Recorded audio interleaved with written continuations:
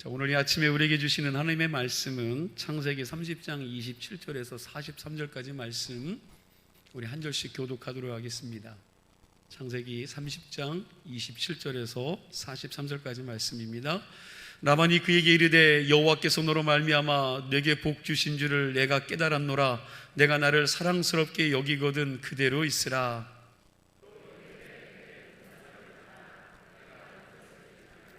야곱이 그에게 이르되 내가 어떻게 외삼촌을 섬겼는지 어떻게 외삼촌의 가축을 쳤는지 외삼촌이 아시나이다.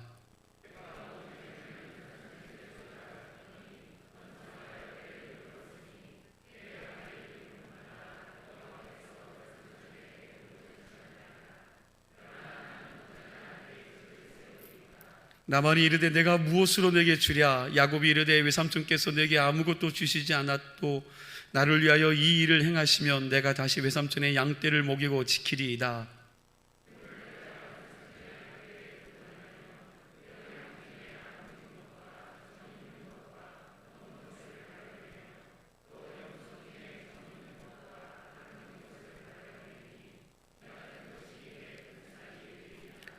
후일에 외삼촌께서 오셔서 내 품삯을 조사하실 때에 나의 의가 내 대답이 되리이다. 내게 혹시 염소 중 아롱지지 아니한 것이나 점이 없는 것이나 양 중에 검지 아니한 것이 있거든 다 도둑질한 것으로 인정하소서. 그날에 그가 수염소 중 얼룩무늬 있는 것과 점 있는 것을 가리고 암염소 중 흰 바탕에 아롱진 것과 점 있는 것을 가리고 양 중에 검은 것들을 가려 자기 아들들의 손에 맡기고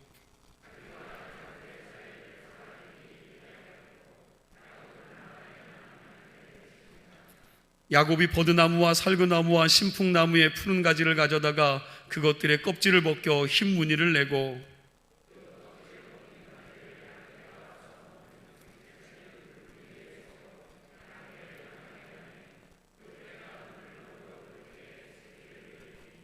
가지 앞에서 새끼를 뱀으로 얼룩얼룩한 것과 점이 있고 아롱진 것을 낳은지라.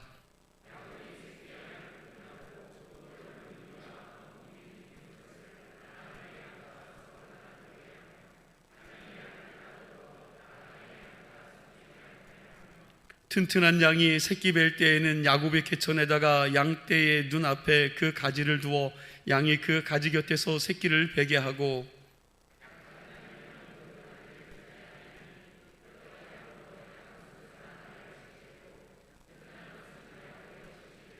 다 같이요.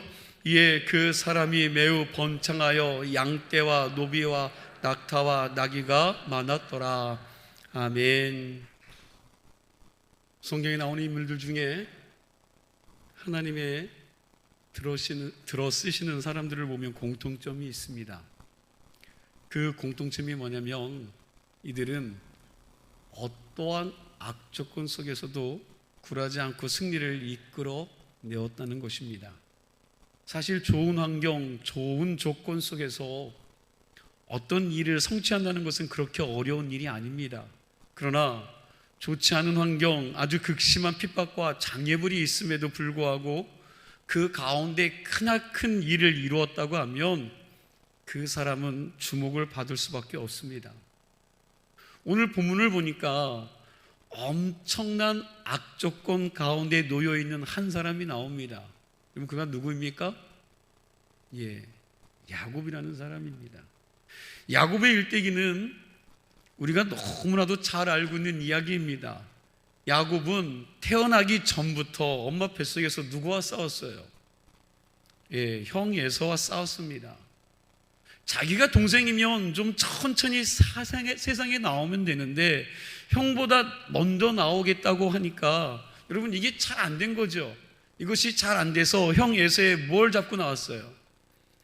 발꿈치를 잡고 세상에 태어났습니다. 태어나서도 형의 장자권을 시시탐탐 노리고 있다가 결국 아버지 이삭과 형 에서를 속이고 그 장자권을 빼앗았습니다. 그리고 에서의 보복이 두려워서 외삼촌 라반의 집으로 피신해 도망갑니다. 처음 외삼촌 집으로 떠날 때에는 잠시 피했다가 오겠다라는 생각으로 갔는데 어떻게 하다 보니까 외삼촌 라반의 집에 가서 몇 년이요? 20년 넘게 머슴 생활을 했습니다. 야곱이 외삼촌 라반의 집에서 종사질을 했는데 20년 넘게 충성스럽게 일했습니다. 외삼촌 라반이 야곱의 충성과 수고로 말미암아 그 가정의 가세가 일치월장하게 큰 부자가 되었습니다. 우리 29절과 30절 말씀을 함께 읽도록 하겠습니다. 29절과 30절 말씀 함께 읽습니다. 야곱이 그에게 이르되 내가 어떻게 외삼촌을 섬겼는지 어떻게 외삼촌의 가축을 쳤는지 외삼촌이 아시나이다. 내가 오기 전에는 외삼촌의 소유가 적더니 번성하여 때를 이루었으니 내 발이 이르는 곳마다 여호와께서 외삼촌에게 복을 주셨나이다. 그러나 나는 언제나 내 집을 세우리이까. 29절과 30절 말씀에 보면 야곱의 충성과 수고로 라반의 집이 엄청나게 부자가 되었다는 것을 알 수 있습니다. 그런데 라반이 구두쇠이고 짠돌이입니다. 야곱 때문에 자기가 그렇게 큰 부자가 되었으면 조카이자 사위인 야곱에게 재산을 좀 나누어 주었어야 하는데 그런 생각이 전혀 없습니다. 따로 독립시켜 주지도 않았습니다. 라반은 야곱이 끝까지 자기 밑에서 뭐하기를요 종노릇 했으면 하는 생각을 가졌다라는 거예요. 그런 삼촌 밑에서 야곱이 하다 안 되니까 삼촌에게 제안을 합니다. 뭐라고요? 어떤 제안을 합니까? 32절 말씀 함께 봅니다. 32절 말씀입니다. 함께 읽습니다. 32절 오늘 내가 외삼촌의 양떼에 두루 다니며 그 양 중에 아룽질 것과 점 있는 것과 검은 것을 가려내며 또 염소 중에 점 있는 것과 아룽진 것을 가려내리니 이 같은 것이 내 품삯이 되리이다. 여러분 뭐라고 제안을 했습니까? 외삼촌 그 많은 양떼와 염소 중에 오로지 아롱진 것과 점 있는 것만 좀 나에게 주십시오. 그렇게 이야기한 거예요. 실제로 양이나 염소를 키워본 분들은 잘 아시겠지만 여러분 흰 양이 있죠. 젖소처럼 여러분 아롱지고 얼룩진 양은 제가 좀 한 번도 본 적이 없습니다. 저는 그렇습니다. 이스라엘에서 찍은 사진들도 보면 그 많은 양떼를 찍는데 여러분 거기에 보면 점이 있는 것들, 아롱진 것들이 잘 보이지 않습니다. 그래서 야곱이 라반에게 그렇게 소수의 양만 나에게 주세요 그랬습니다.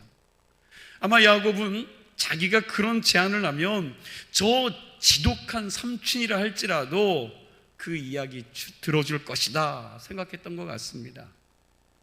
정말 그의 생각처럼 라반이 야곱의 제안을 받아들였습니다. 그런데 라반이 얼마나 지독한 구두쇠인지 그냥 그 양떼를 가만히 놓아도 얼룩진 양은 별로 없는데 이 라반이 머리를 쓴 겁니다. 머리를 써서 작업을 합니다. 어떤 작업을 하는지 35절과 36절 말씀 함께 읽겠습니다. 35절 36절 함께 읽습니다. 그날에 그가 순요소 중 얼룩무늬 있는 것과 점 있는 것을 가리고 암염소 중 흰 바탕에 아롱진 것과 점 있는 것을 가리고 양 중에 검은 것들을 가려 자기 아들들의 손에 맡기고 자기와 야곱의 사이를 사흘길이 뜨게 하였고 야곱은 라반의 남은 양떼를 치니라. 좀 복잡한 말씀 같은데 간단하게 이야기하면 이런 말씀이죠. 흰 양하고 점이 있는 양, 얼룩진 양하고 완전히 구분해서 어떻게 해요? 따로 격려시켜 놓았다라는 것입니다. 여러분 얼룩진 양이 태어나려면 어떤 일이 생겨야 합니까? 얼룩진 양이 태어나려면 어떤 일이 있어야 돼요? 흰 양하고 얼룩진 양하고 섞여서 서로 교배해야지만 얼룩진 양이 나옵니다. 그런데 라반이라는 사람은 그 양떼 중에서 안 그래도 얼룩진 양이 얼마 되지 않는데 혹시라도 얼룩진 양이 나올까봐 흰 양하고 얼룩진 양하고 어떻게 해요? 구분해서 따로 떨어뜨려 놓은 거지요. 이건 얼룩진 양이 나올 가능성을 완전히 없애버린 겁니다. 두 종류의 양떼를 사흘 거리만큼 떨어뜨려 놓은 것입니다. 이건 무에서 여러분 유를 창조하는 일입니다. 더 쉽게 이야기하면 백인 부부 사이에서 누가 태어나는 거예요? 여러분, 흑인이 나올 확률입니다. 불가능한 조건을 라반이 만들어 놓았다는 거죠. 그렇게 해놓고 라반은 야곱에게 아롱지고 점 있는 양이 나오면 뭐라는 거예요? 너 다 가지라는 거예요. 완전히 그것이 나올 조건을 안 만들어 놓고 너 그런 거 나오면 너 가지라고 했는데, 이 말은 이제 너 내 집에서 빈손으로 나가라는 말과 같습니다. 주지 않겠다라는 거예요. 조금도 자기 자신의 재산을 주지 않겠다라는 이야기입니다. 오늘 말씀의 제목이 뭡니까? 보셔야겠죠. 주부를 한번. 악조건에서 승리하는 비결. 여러분, 악조건에서 승리하는 비결인데, 아마 우리 가운데 어려움을 겪고 있는 사람이 있다 해도 오늘 이 야곱이 당하고 있는 이런 난관보다 더 어려움을 겪는 사람들은 많지 않으리라 생각합니다. 우리가 인생을 살다 보면 어려운 일을 겪을 때가 있습니다. 정말 현실적으로 가능성이 전혀 없는 상황, 도무지 일어설 수 없는 그런 상황을 만나기도 합니다. 단지 나에게는 가능성만 있을 뿐입니다. 그러나 조건은 최악이에요. 최악. 이게 지금 야곱의 상황입니다. 그런데 결론을 보니까 어떤 일이 벌어졌습니까? 오늘 말씀 43절 말씀입니다. 우리 함께 읽겠습니다. 함께 읽습니다. 이에 그 사람이 매우 번창하여 양떼와 노비와 낙타와 나귀가 적었어요, 많았어요? 많았어요. 결국 야곱이 이런 엄청난 난관을 극복하고 큰 부자가 되었다라는 것입니다. 바로 이 말씀이 오늘 우리에게 주시는 말씀이 되어야 합니다. 우리 교회가 어떤 난관이 있다 할지라도 부흥이 되어야 하고, 그리고 우리가 각 가정 속에, 그리고 각자의 삶 속에 어떤 어려움과 난관이 있다 해도 하나님이 주시는 그 능력으로 가정이 치유되고 회복되는 축복과 승리를 이끌어내야 합니다. 바라기는 여러분들의 신앙 속에 이 은혜가 있기를 축복합니다. 오늘 야곱을 통해서 우리의 삶 속에 있는 여러 가지 장벽과 악조건을 어떻게 깨트리고 승리할 수 있는지 그 비결을 함께 살펴보도록 하겠습니다. 첫째로, 악조건에서 승리하려면 주님이 주시는 환상의 사람이 되어야 됩니다. 한번 따라해 보시기 바랍니다. 환상의 사람이 되라. 야곱은 어려서부터 어려움을 굉장히 많이 겪은 사람입니다. 그럼에도 불구하고 그가 그 어려움 속에서 꼭 가지고 있었던 게 뭐냐? 환상이요, 환상. 환상, 이걸 뭐라고 표현합니까? 꿈입니다. 비전이에요. 여러분, 이 환상과 꿈과 비전만큼은 버리지 않았다라는 것입니다. 내가 아버지 이삭의 대를 이어서 하나님의 축복을 이어받는 장자가 될 것이다. 이 꿈을 버리지 않고 이 꿈을 진돗개처럼 물고 늘어졌습니다. 베델 광야에서 하늘 문이 열리고 하늘에서 뭐가 내려와요? 사다리가 내려오고 그 사다리에 누가 오르락내리락 했다고요? 천사가 오르락내리락 하는 환상을 보고 확신에 차서 미래에 도전합니다. 사실 야곱은 가진 게 없는 사람이었습니다. 아버지가 물려준 유산도 없습니다. 이미 집 나온 지 20년이 넘었기 때문에 부모와 자식 간의 인연도 끊어진 지 오래지요. 그리고 이곳은 자기 고향이 아닙니다. 인맥도 없습니다. 정말 가진 게 없는 사람입니다. 그러나 야곱에게 하나님이 주신 꿈과 비전이 있었습니다. 야곱은 이거 하나만은 놓치지 않고 사는 줄 믿으시기 바랍니다. 반면에 야곱의 형 에서의 삶을 보면 가진 게 너무 많은 사람입니다. 집도 있었고 고향 땅에서 부모와 같이 살았고 물질적으로도 풍성한 삶을 살았습니다. 모든 것들을 누렸습니다. 그러나 에서에게 없는 거 하나가 있습니다. 미래의 꿈이 없는 사람이었습니다. 지극히 현실적인 당장 눈앞에 이익에만 연연한 사람이었습니다.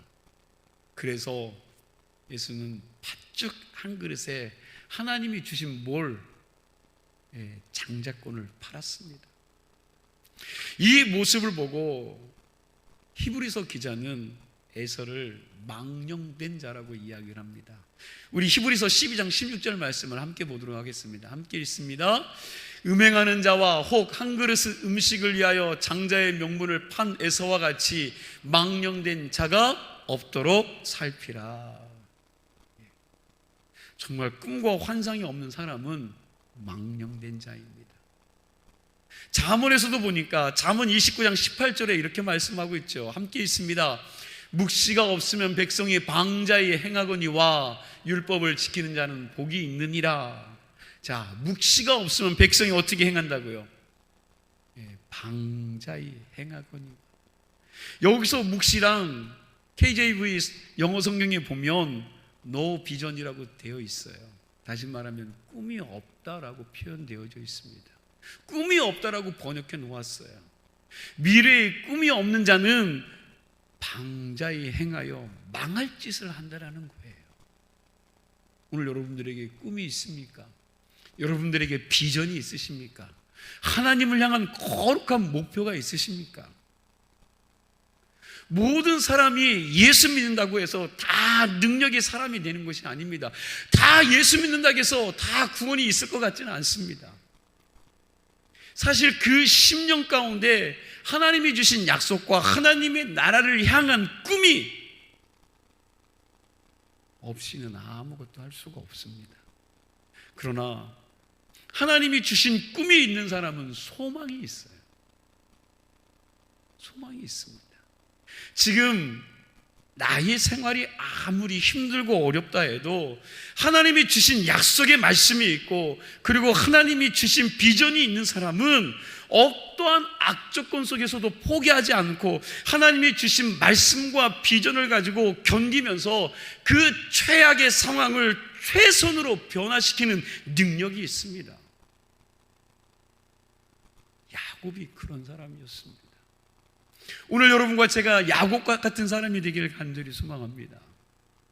야곱의 여러분 외삼촌 라반이 그러한 최악의 조건을 만들어 놓고 자기가 한 제안을 들어줬을 때 어떻게 해야 돼요? 야곱이 어떻게 해야 됩니까?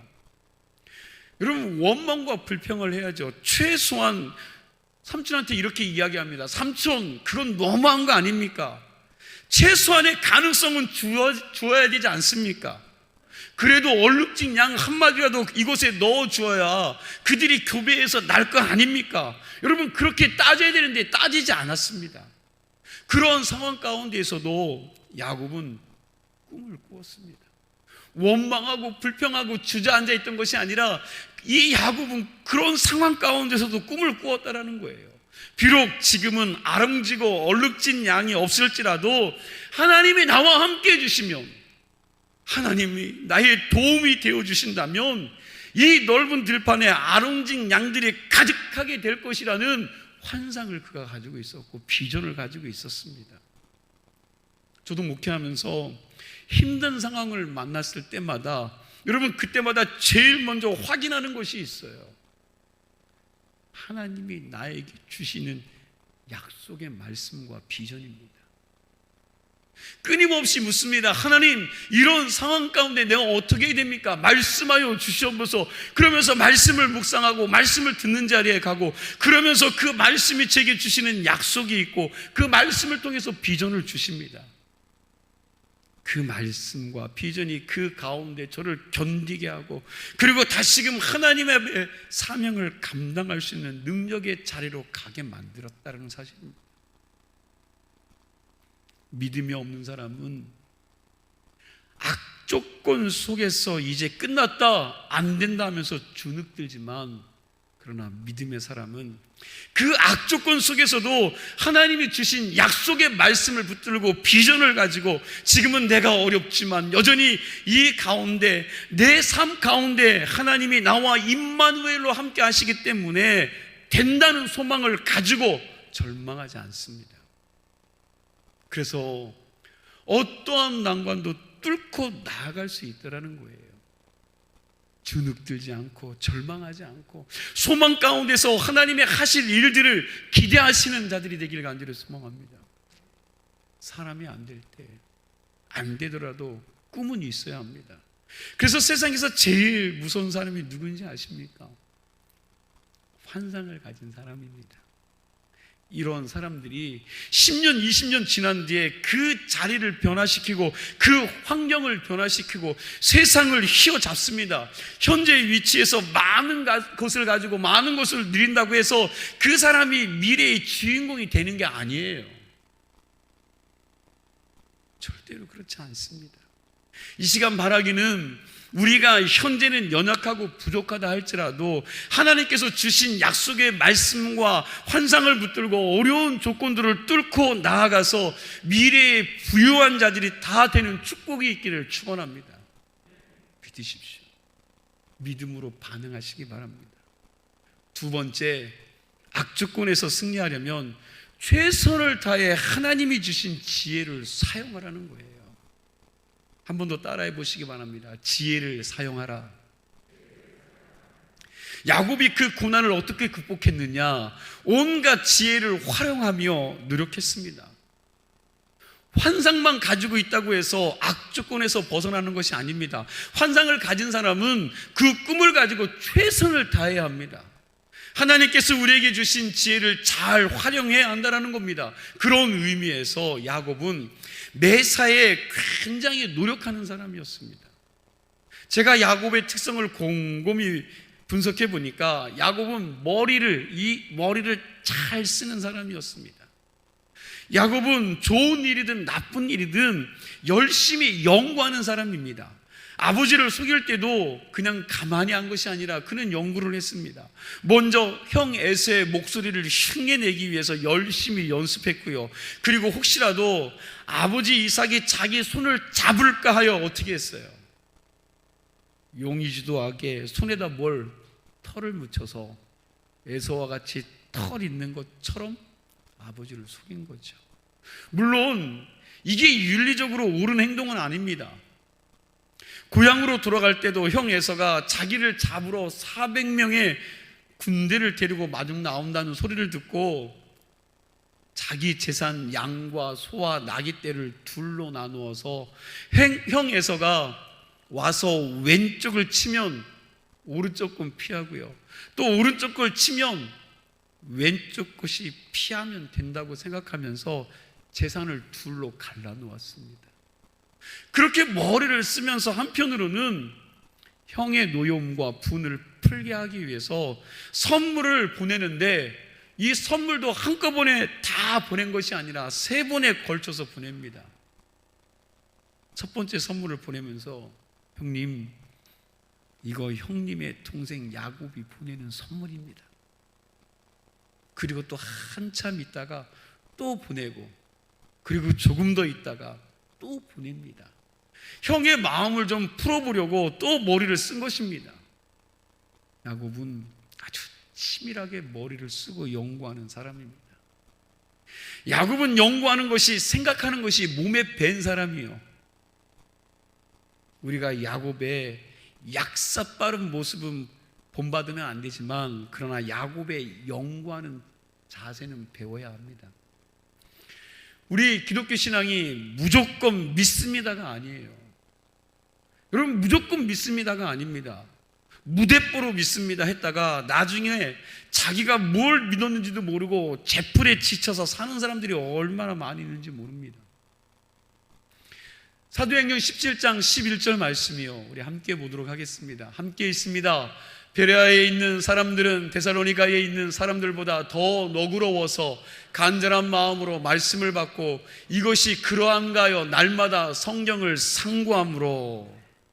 베레아에 있는 사람들은 간절한 마음으로 말씀을 받고 이것이 그러한가, 날마다 뭘 했어요? 성경을 상고했다고 말씀하고 있어요.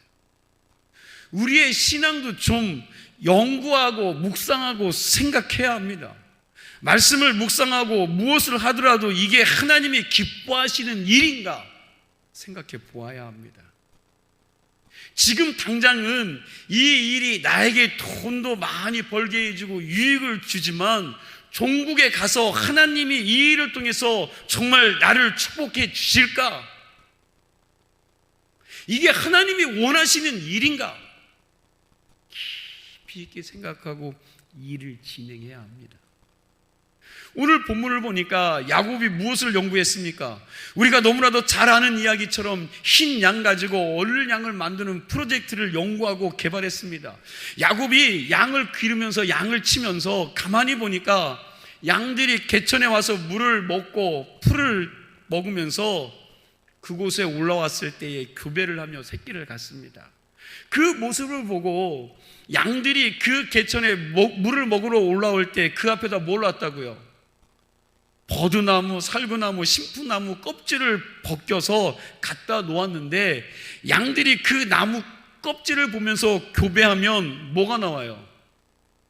얼룩진 양이 나오더라는 겁니다. 어떤 의미에서 보면 말도 안 되는 허무맹랑한 이야기입니다.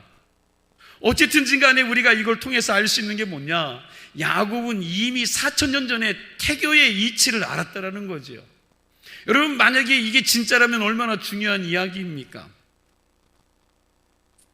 우리 옛날 어른들도 그런 이야기를 했지 않습니까? 아기 가진 산모가 조심해야 된다. 뭘? 산모가 누구를 미워하면 아기가 미워하는 사람을 닮아요? 안 닮아요? 닮아서 나온다고 그랬지요. 옛 어른들이 그렇게 말씀하셨습니다. 이런 이야기가 다 의미가 있습니다. 정신심리학적으로 우리가 누구를 미워할 때 감정이 좋아할 때 감정보다 10배나 더 세다고 그렇게 이야기를 해요. 그러니까 누군가를 좋아할 때 감정의 에너지 소비가 10이라면 누군가를 미워할 때 감정의 에너지 소비는 100이라는 겁니다. 100. 쉽게 이야기할까요? 여러분, 누구를 미워할 때의 감정이 누구를 좋아할 때의 감정보다 우리의 가슴에 더 깊이 박힌다는 거예요. 깊이. 그러니 누구를 미워할 때 태교를 하면 그게 산모에게 영향을 미칠 수밖에 없다는 거죠. 어쨌든 야곱은 단순히 양만 기른 것이 아니라 양의 생태학까지도 연구했던 아주 용의주도한 사람이었습니다. 거기다가 야곱은 아무 것이나 얼룩진 양으로 만들지 않았어요. 성경에 보니까 뭐라고 말씀합니까? 아주 튼튼하고 건강한 양들에게만 이 원리를 적용했습니다. 부실한 양들에게는 이런 일들을 하지 않았습니다. 야곱이 이미 4,000년 전에 우열의 법칙을 알고 적용했던 사람입니다. 우리가 이런 말씀을 보고 웃기는 이야기이다, 신화적인 이야기다 하면서 그냥 넘어갈 것이 아니라 야곱의 연구하는 그 태도만큼은 주의 깊게 배워야 한다는 사실입니다. 예수님도 우리에게 말씀하시기를 너는 뱀처럼 뭐하고요? 지혜롭고 뭐처럼 순결하라? 비둘기처럼 순결하라. 그렇게 말씀하셨어요. 우리가 이 땅을 살아갈 때 비둘기처럼 순결할 것만 아니라 뱀처럼 지혜도 있어야 합니다. 우리가 하나님이 주신 지혜를 가지고 잘 활용하고 연구해서 여러분 사용하게 될 때 어떠한 악조건을 만난다 할지라도 능히 헤쳐나갈 수 있을 것입니다. 여러분, 켄터키 프라이드 치킨 아시죠? 여러분, 이게 어떻게 해서 창업이 된 줄 아십니까? 어느 해 닭이 너무 과잉 생산이 된 겁니다. 그 닭값이 말도 아니게 떨어졌습니다. 내다 버리기도 그렇고 그냥 누구 주기도 그랬죠. 그런데 그 할아버지가 그 닭을 가지고 연구하는 겁니다. 이것저것 해보는 거예요. 여러 가지 연구하다가 그 치킨에 빵가루를 넣고 튀겼는데 그게 뭐 한 거예요? 히트를 친 겁니다. 히트를 친 거예요. 우리 하나님 믿는 사람들도 농사를 짓든지 고기를 잡든지 사업을 하든지 직장 생활을 하든지 간에 하나님의 지혜를 구해야 합니다. 그리고 하나님께서 주신 지혜를 가지고 최선을 다해서 연구하고 사용해야 합니다. 잠언 20장 5절 말씀을 보니까 이렇게 말씀을 하죠. 함께 읽습니다. 사람의 마음에 있는 모략은 깊은 물 같으니라. 그럴지라도 명철한 사람은 그것을 길어내느니라. 우리 속에 들어있는 이 지혜라는 것은 깊은 물과 같아서 보통 사람들은 그것을 잘 끄집어내지 못합니다. 그러나 명철한 사람은 그것이 아무리 깊더라도 길러낸다는 말씀이에요. 특별히 우리 예수 믿는 사람들은 하나님께서 성령을 통하여 우리에게 주신 영감이 있기 때문에 명철의 두레박을 가지고 사업을 하면 사업이 잘 될 것입니다. 주님이 주신 그 명철의 두레박을 가지고 음악을 하면 음악이 잘 될 것이고, 특별히 학생들도 여러분 그 물을 길러다가 공부를 하면 공부를 잘하게 될 것입니다. 저와 여러분이 하나님께서 주시는 명철과 지혜와 묘락이 깊은 물을 구하고 연구함으로 항상 자기가 하는 모든 분야에 승리하는 은혜가 있기를 축원합니다. 세 번째로, 악정권 속에서 승리하려면 계속해서 말씀드렸듯이 기도해야 됩니다. 기도. 따라하시죠. 악조건에서 승리하려면 기도하라. 야곱이 그 악조건을 극복할 수 있었던 것은 기도입니다.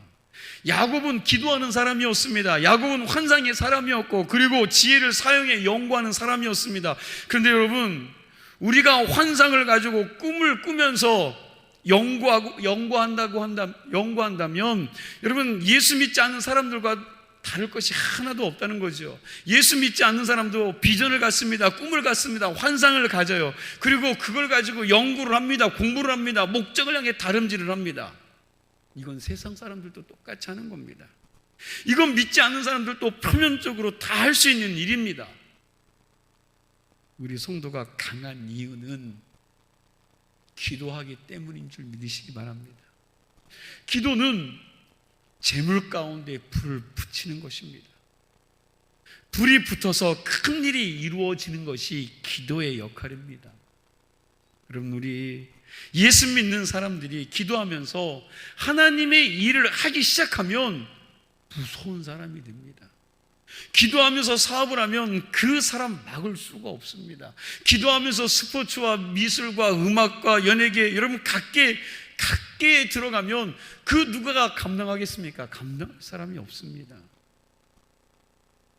세상에서 제일 무서운 사람이 누군지 아세요? 권력의 높은 자리에 있는 사람이 무서운 사람입니까?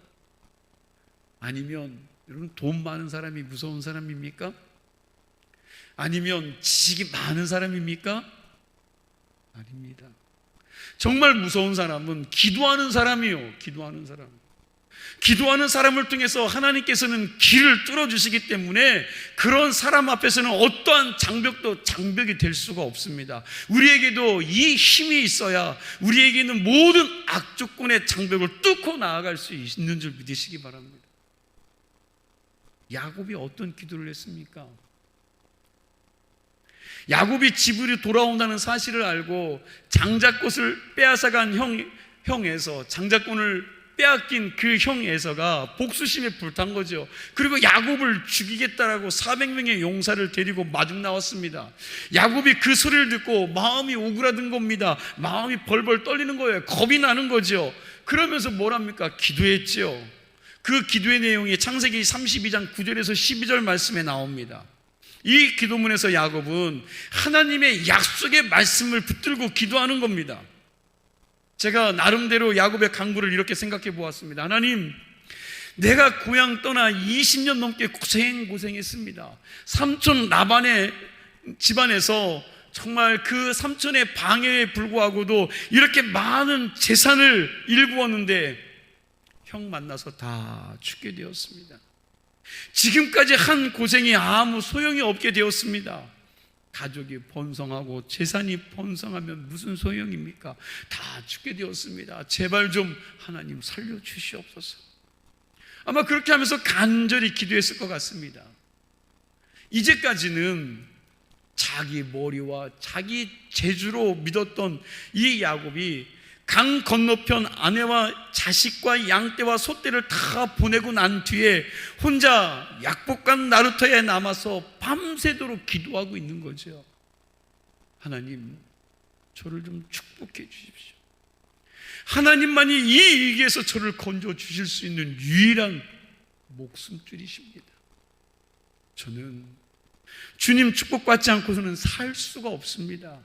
주님 떠나시면 저는 그냥 여기서 딱 죽을 수밖에 없습니다. 그래서 저는 무슨 일이 있어도 축복의 약속을 주실 때까지 당신을 결코 떠나보낼 수가 없습니다.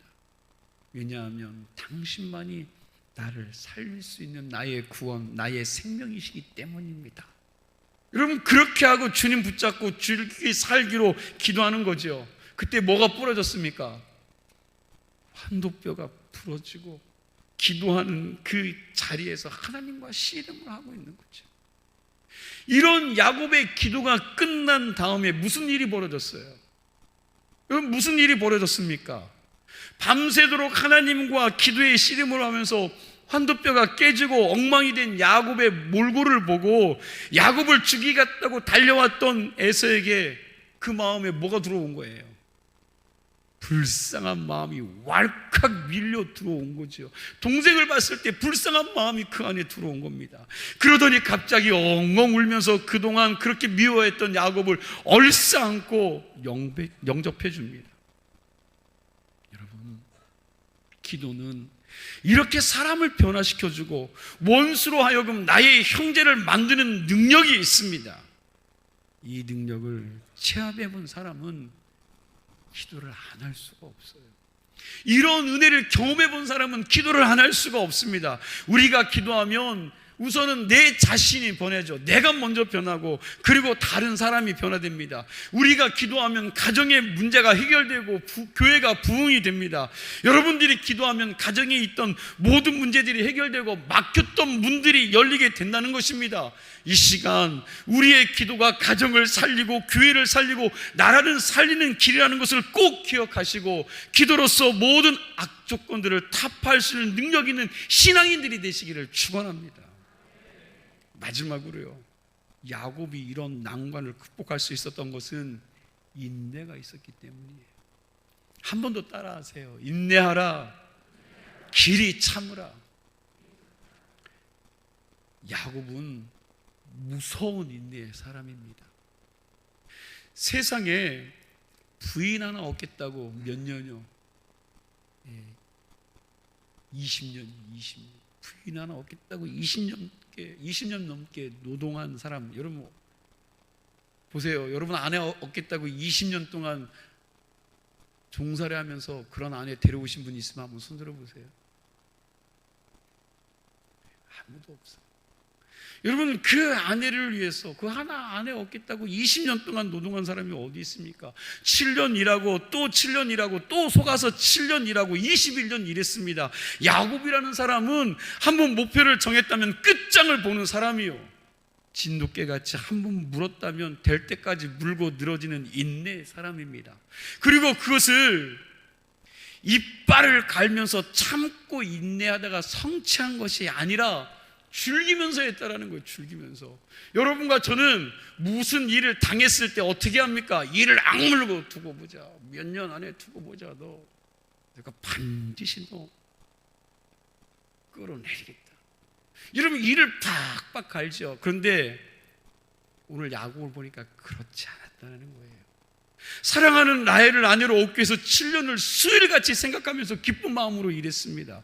여러분, 하나님의 사람의 능력이 이것입니다. 인내심이 있는데 와신상담하면서 이빨 갈면서 독 깊으면서 이 자식 두고 보자 하면서 인내하는 것이 아니라 기쁨으로 인내하는 거예요. 기쁨으로 일하는 것입니다. 즐거움으로 참는 겁니다. 언젠가는 하나님께서 은혜를 주시고 나를 통해서 가정의 문제와 교회의 문제와 그리고 직장의 문제, 사업의 문제를 해결해 줄 것이다. 이 생각을 놓치지 않고 끝까지 인내하는 사람에게 하나님께서는 마침내 모든 응답을 내려주시리라 믿습니다. 우리 주문진교회 성도님들은 어떠한 상황에서라든지 여러분 하나님 바라보면서 끝까지 인내하며 후퇴하지 않고 전진하는 신앙인들이 되어야 하겠습니다. 말씀을 마무리하겠습니다. 우리가 신앙생활 하는데 다시금 이 야곱의 자세를 가지고 우리 앞에 놓여있는 모든 악조건들을 다 뚫고 나가서 열매를 맺고 승리하는 성도님들이 되시기를 축원합니다. 기도하시겠습니다.